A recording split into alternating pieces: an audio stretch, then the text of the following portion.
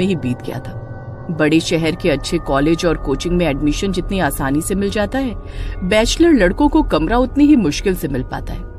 विजय अभी रात बिताने के बारे में सोच ही रहा था कि अचानक एक बार फिर से जोरदार बिजली कड़कती है और विजय अपने ख्यालों से बाहर आ जाता है।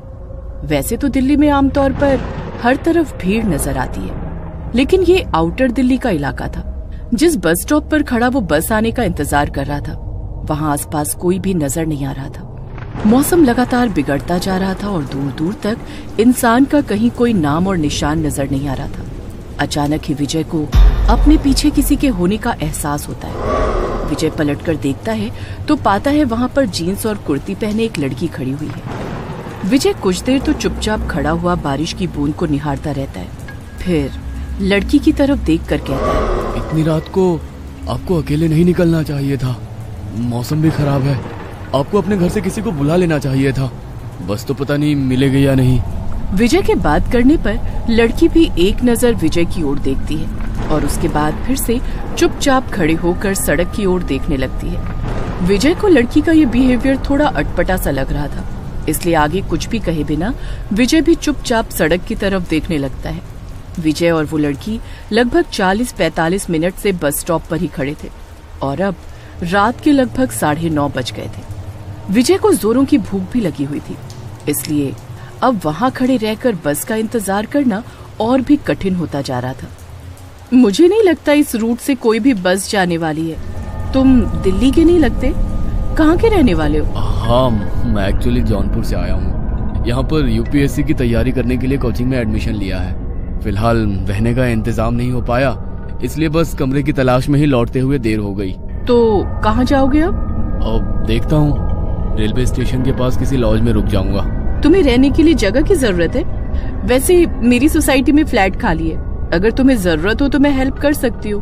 ओके, अब कहाँ रहती हैं आप? बस यहाँ से कुछ दूर पर मेरा फ्लैट है, मैं वहाँ रेंट पर रहती हूँ। आप चलिए, मैं आपको अपना फ्लैट दिखा देती हूँ। अब इतनी रात को चलना ठीक होगा क्या? आप मुझे एड्रेस दे दीजिए, मैं सुबह आता हूँ ना। ये दिल्ली है, यहाँ कभी रात नहीं होती। और तुम कौन सा लड़की हो जो घबरा रहे हो? वैसे भी यहाँ बस स्टॉप पर रात बिताना सेफ नहीं है, सामने ही कब्रिस्तान है। कई बार लोगों को पैरानॉर्मल एक्सपीरियंस हुए। भूतों पर तो विश्वास करते होंगे ना तुम? कभी महसूस किया है आधी रात को सन्नाटे के बीच किसी की प्रेजेंस को? क्या आप भी, ये भी कोई वक्त है मजाक का? विजय कुछ पल के लिए सोचता है और फिर लड़की के साथ चलने के लिए तैयार हो जाता है। तुम नजदीक में ही रहती हो, फिर आधी रात तक बस स्टॉप पर क्यों खड़ी थी? तुम तो आसानी से वॉक करके जा सकती थी ना। मैं बस अपनी सहेली का इंतजार कर रही थी, लेकिन लगता है अब वो नहीं आएगी। अपने बॉयफ्रेंड के साथ ही रुकेगी आज। वैसे भी मैं किसी से नहीं डरती। दिशा नाम है मेरा, बरेली की रहने वाली हूँ। कुछ दूर तक पैदल चलने के बाद विजय और दिशा एक पुरानी सी कॉलोनी के पास पहुंच गए थे। ये कोई सरकारी कॉलोनी नजर आ रही थी।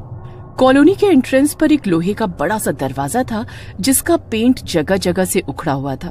कॉलोनी बड़ी पुरानी और सुनसान लग रही है, थोड़ी अजीब नहीं है? तुम यहाँ रह लेती हो? हाँ, यहाँ ज्यादा लोग नहीं रहते, खाली है काफी मकान। ये 3 नंबर वाला मकान खाली है, तुम चाहो तो आज वहीं रुक जाओ। मैं भी यहीं आगे जो 2 मकान छोड़कर घर दिख रहे हैं ना, वहाँ रहती हूँ। पूरी कॉलोनी अंधेरे में डूबी हुई थी, हर तरफ सन्नाटा था और झिंगुरों की तीखी सी आवाज के अलावा वहाँ कोई आवाज सुनाई नहीं पड़ रही थी। दिशा को हाथ से बाय करते हुए विजय 3 नंबर वाले मकान का दरवाजा खोलकर अंदर जाता है और जैसे ही लाइट्स ऑन करता है, उसे अपने सामने दिशा खड़ी हुई दिखाई देती है। दिशा, तुम तो चली गई थी ना, अंदर कैसे आई तुम? अरे, तुम्हारे साथ ही तो अंदर आई हूँ, अंधेरे में ध्यान नहीं दिया तुमने। अच्छा सुनो, यहाँ पर एक बेड भी है, 1 हफ्ते पहले ही खाली हुआ है। ये रूम अभी रहने लायक होगा। तुम्हारे पास रहने की जगह नहीं है, इसलिए आज रात तुम यहीं सो जाना, सुबह मिलते हैं। विजय कभी सोच भी नहीं सकता था कि दिल्ली जैसे अनजान शहर में पहले ही दिन कोई खूबसूरत लड़की उसे मिल जाएगी और उसकी इतनी मदद भी करेगी। रात बिताने के लिए विजय अंदर जाकर बेड पर लेट जाता है। अगले दिन सुबह उसके सोकर उठने के कुछ देर बाद ही दिशा उसे नजर आती है। तुम अपनी कोचिंग हो आओ, अब इस घर से कोई तुम्हें निकाल नहीं पाएगा, तुम निश्चिंत होकर यहाँ रह सकते हो। लेकिन किराया? फ्लैट मेरे जानने वाले का ही है, तुम चाहो तो मुझे ही किराया दे देना, मैं दे दिया करूंगी। विजय को एक खूबसूरत लड़की का अपने लिए कंसर्न बहुत अच्छा लग रहा था। मैं बैंक की कोचिंग करती हूँ, दोपहर में 2 घंटे के लिए जाती हूँ, उसके बाद जब चाहे मुझसे मिलने आ सकते हो। मेरा फ्लैट नंबर 6 है। एक बात का ख्याल रखना, यहाँ पर आउटसाइडर्स अलाउड नहीं है। किसी बाहर वाले को इस कॉलोनी में लेकर कभी मत आना। और हाँ, कॉलोनी के लोगों को भी डिस्टरबेंस बिल्कुल पसंद नहीं है, इसलिए कभी भी किसी का दरवाजा मत खटखटाना। ओके। विजय को दिल्ली रास आ गई थी। हर रोज सुबह जब वो उठता, उसे दिशा के हाथ का लिखा हुआ गुड मॉर्निंग नोट उसके दरवाजे पर लगा मिलता। वे दोनों अक्सर साथ में बैठकर घंटों बातें करते और अपने भविष्य के सपने सजाते। कुछ दिन बाद, दिशा, कॉलोनी में इतना सन्नाटा रहता है, बाकी मकान खाली है क्या? कभी कोई आवाज सुनाई नहीं देती, कभी कोई आता जाता नजर नहीं आता। क्या बात है, तुम्हारा मन नहीं लगता क्या यहाँ पर? बाकी लोगों की याद क्यों आ रही है? तुम्हें बताया था ना, यहाँ रहने वाले लोग डिस्टरबेंस पसंद नहीं करते, इसलिए ज्यादातर घर के अंदर ही रहते हैं। नहीं, मन लगने जैसी कोई बात नहीं है। तुम हो ना मेरे पास, बस मैंने ऐसे ही पूछ लिया। विजय ने महसूस किया कि दिशा की आंखें इस बात के जवाब में थोड़ी बदल सी गई हैं और लहजा थोड़ा सख्त हो गया है। शायद दिशा पॉजेसिव हो रही है, उसे मेरा किसी और के बारे में पूछना अच्छा नहीं लगा। हर गुजरते दिन के साथ विजय दिशा के और नजदीक आता जा रहा था। जनवरी की खूबसूरत ठंडी शाम थी। विजय अपने फ्लैट की छत पर दिशा के कंधे पर सर रखकर बैठा हुआ था। दिशा, वैसे तो तुम बस 2 मकान छोड़कर ही रहती हो, लेकिन मुझसे अब ये 2 मकान जितनी दूरी बर्दाश्त नहीं होती। एक बात सच बताओ, प्यार करती हो ना मुझसे? बहुत ज्यादा। तुम सोच भी नहीं सकते उतना प्यार करती हो। तुम्हें पाने के लिए किसी भी हद तक जाने को तैयार हूँ मैं। सोच लो, प्यार करोगे तो हदों को पार करके निभाना पड़ेगा, वरना हम दोस्त ही ठीक है। अब बस तो हो गया फैसला। अलग अलग फ्लैट क्यों, हम एक साथ रहते हैं ना। दिशा विजय के कंधे पर सर रखकर बैठी हुई थी और विजय दिशा के लंबे बालों से खेलते हुए उससे बातें कर रहा था। तभी उसने देखा कुछ दूरी पर एक आदमी छत पर खड़ा उसे ही घूर रहा है। चलो नीचे चलते हैं। पता नहीं कौन है वो आदमी, जब भी मैं तुम्हारे साथ यहाँ बैठता हूँ ना जाने क्यों कहा जाने वाली नजरों से घूरा करता है। अरे पता नहीं आदमी है या भूत, ऐसे आंखें फाड़ कर कौन देखता है। तुम थोड़ा सावधान रहना, मुझे ये आदमी कुछ ठीक नहीं लगता। अरे मुझे उससे कोई खतरा नहीं है, तुम चिंता मत करो, छोड़ो उसे। विजय के कहने पर दिशा अब उसके फ्लैट में ही शिफ्ट हो गई थी।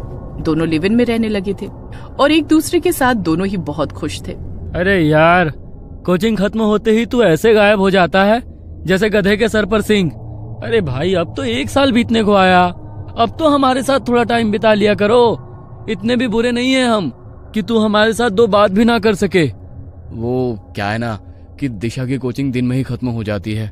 वो बेचारी पूरा दिन मेरा ही वेट करती रहती है, अकेले परेशान हो जाती है, इसलिए मैं जल्दी घर भागता हूँ। दिशा, मतलब तुम शादीशुदा हो? अरे नहीं, शादीशुदा नहीं हूँ। दिशा मेरी गर्लफ्रेंड है, हम दोनों साथ में ही रहते हैं।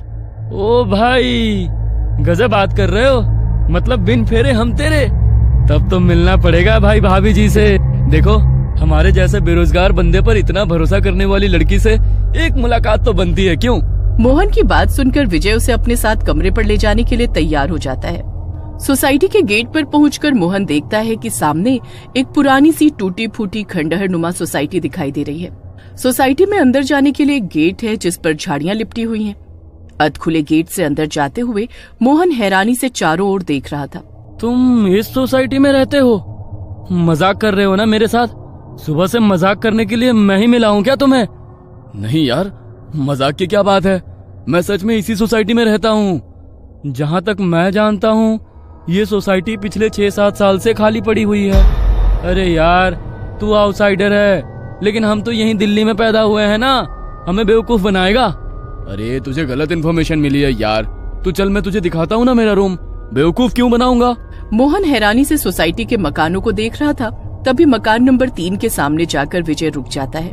आ गया मेरा फ्लैट, चल अब अंदर चलते हैं। मोहन अंदर जाता है तो देखता है पूरा फ्लैट बहुत ही गंदा था। हर तरफ मकड़ी के जाले लगे हुए थे।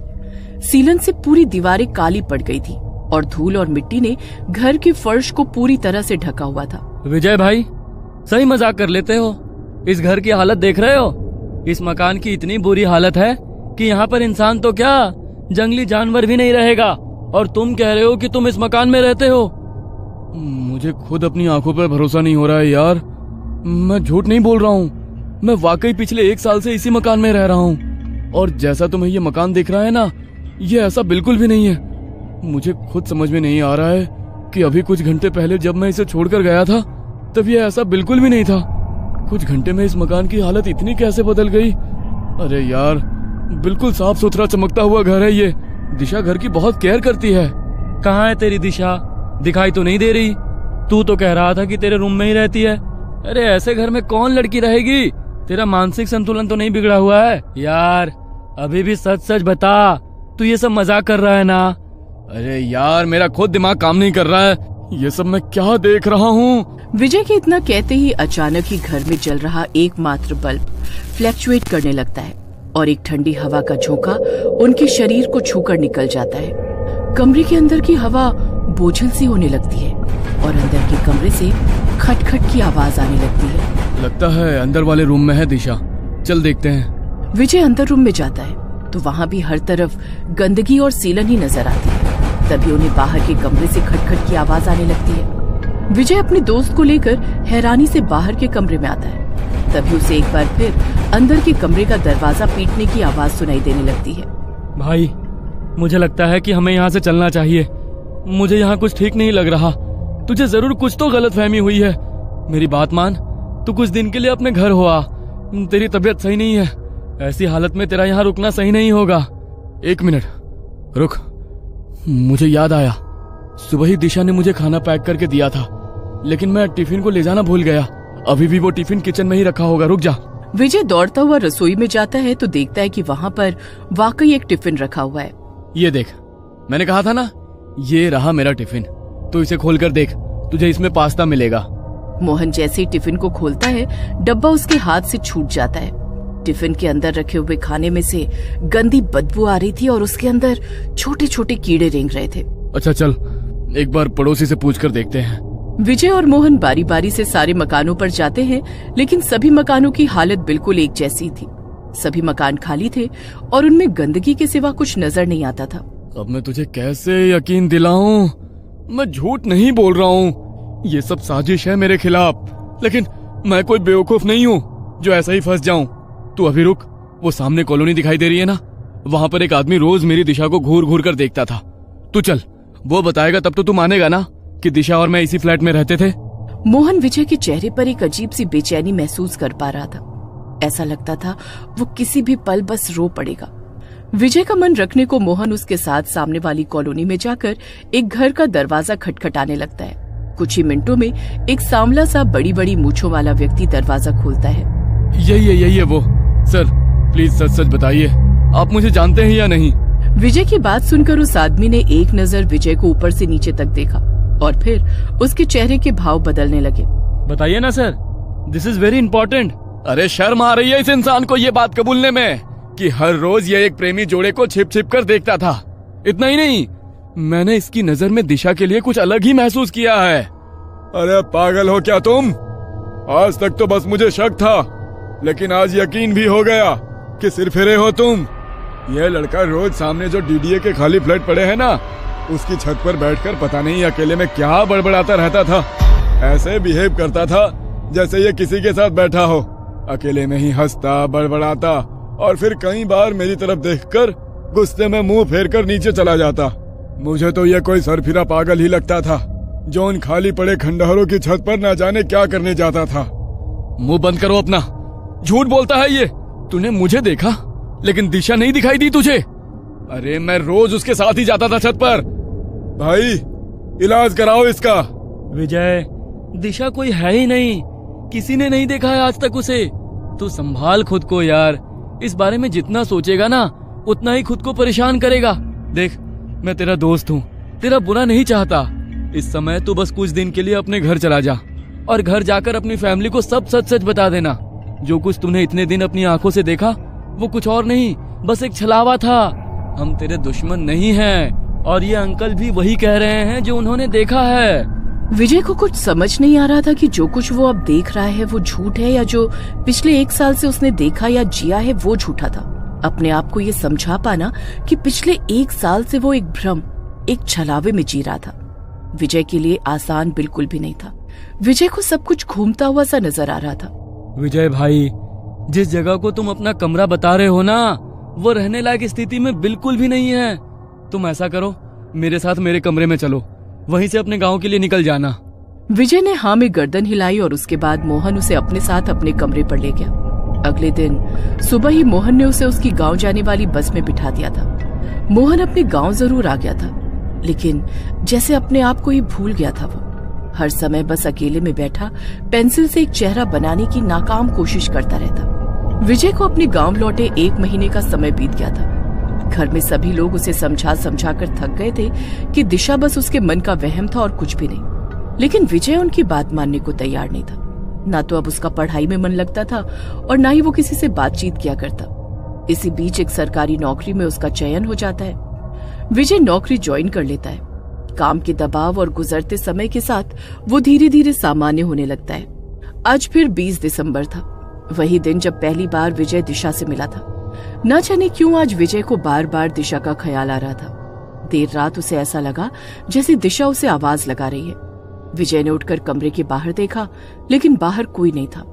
अचानक एक बार फिर उसे छत के ऊपर से दिशा की आवाज सुनाई देती है। विजय पागलों की तरह दौड़ते हुए छत पर पहुंचता है तो देखता है सामने दिशा खड़ी उसे देखकर मुस्कुरा रही है। विजय दौड़कर उसका हाथ थाम लेता है। तुम आ गई दिशा, मुझे पता था तुम हो। कहाँ चली गई थी मुझे छोड़कर? चलो मैं सबको तुमसे मिलाता हूँ। विजय की बात सुनकर एकाएक दिशा विजय का हाथ छोड़ देती है और धीरे धीरे अपने कदम पीछे की ओर बढ़ाने लगती है। छत के आखिरी छोर पर पहुंचकर दिशा ने एक कदम और पीछे की ओर बढ़ाया और छत से नीचे लुढ़क गई। विजय के मुंह से एक जोरदार चीख निकली और वो पसीने में लथपथ बिस्तर से उठकर बैठ गया। इतने दिनों के बाद अचानक दिशा का ख्याल आया। ये क्या हो रहा है मेरे साथ?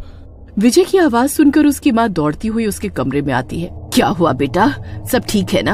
हाँ मैं ठीक हूँ माँ, आप सो जाओ। मैंने साफ सुना ये दिशा कहकर चिल्लाया था। जरूर वो चुड़ैल इसके सपने में आई होगी। अगले दिन सुबह, बेटा देख तो एक रिश्ता आया है तेरे लिए। बरेली की लड़की है, अच्छी लग रही है हमें तो। तू देखकर बता ना कैसी है।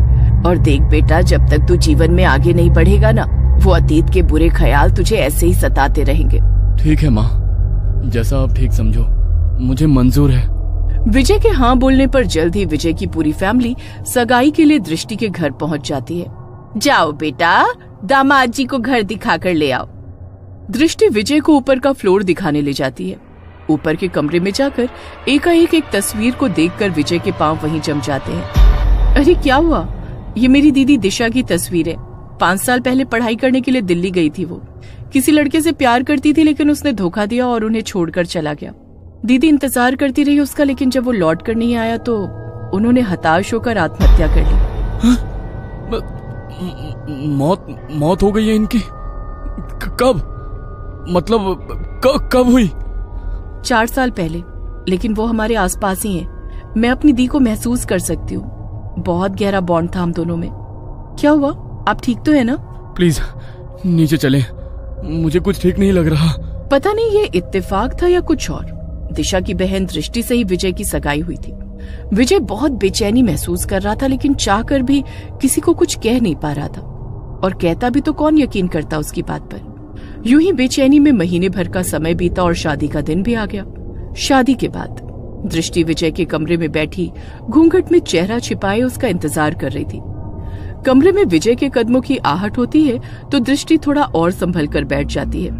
कुछ पलों के बाद विजय दृष्टि का घूंघट उठाता है।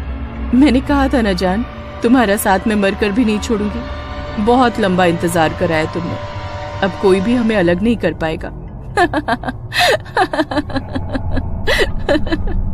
इतना कहकर दृष्टि जोर जोर से हंसने लगती है। विजय को पहचानते देर न लगी कि ये आवाज दृष्टि की नहीं बल्कि दिशा की है। कांपते हाथों से वो बिस्तर से उठकर दूर खड़ा हो गया था। दृष्टि की पुतलियां धीरे धीरे सफेद हो रही थी। चेहरा भयावह और निस्तेज दिखाई पड़ रहा था। धीमे कदमों से वो विजय की ओर बढ़ रही थी और विजय कांपते शरीर के साथ जमीन पर गिर गया था। प्यार करती हो ना मुझसे? बहुत ज्यादा। तुम सोच भी नहीं सकते उतना प्यार करती हूँ। तुम्हें पाने के लिए किसी भी हद तक जाने को तैयार हूँ मैं। सोच लो, प्यार करोगे तो हदों को पार करके निभाना पड़ेगा, वरना हम दोस्त ही ठीक है। अब बस तो हो गया फैसला। ये कहानी आपको अच्छी लगी हो तो हमें सब्सक्राइब करें, हमारा इंस्टाग्राम और फेसबुक पेज जरूर फॉलो करें। और हाँ दोस्तों, सब्सक्राइब करना भूलना मत।